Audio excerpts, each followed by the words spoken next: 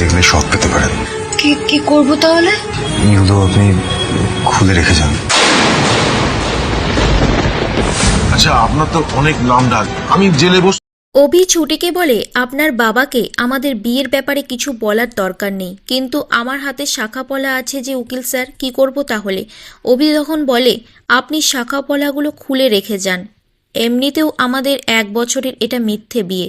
অভিকে দেবদত্ত রায়চৌধুরী বলে, আপনার তো অনেক ফিস, আমি জেলে বসে শুনলাম, এত টাকা তুই কোত্থেকে জোগাড় করবি ছুটি? তারপর ছুটি বলে, উনি টাকা নিচ্ছেন না তো বাবা, আমাদের মধ্যে না একটা ডিল হয়েছে।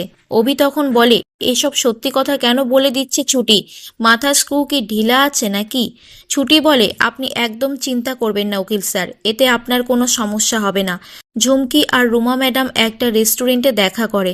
ঝুমকি বলে, আমি যতক্ষণ না ছুটির ক্ষতি নিজের চোখে দেখতে পাচ্ছি ততক্ষণ আমি শান্তি পাবো না। রুমা ম্যাডাম বলে, তুমি সব সময় গাধার মতো কাজ করো বলে বারবার কেস খাও। রুমা ম্যাডাম জানতে পারে ছুটি আর অভি দেবদত্ত রায়চৌধুরীর সাথে জেলে বসে কথা বলছে।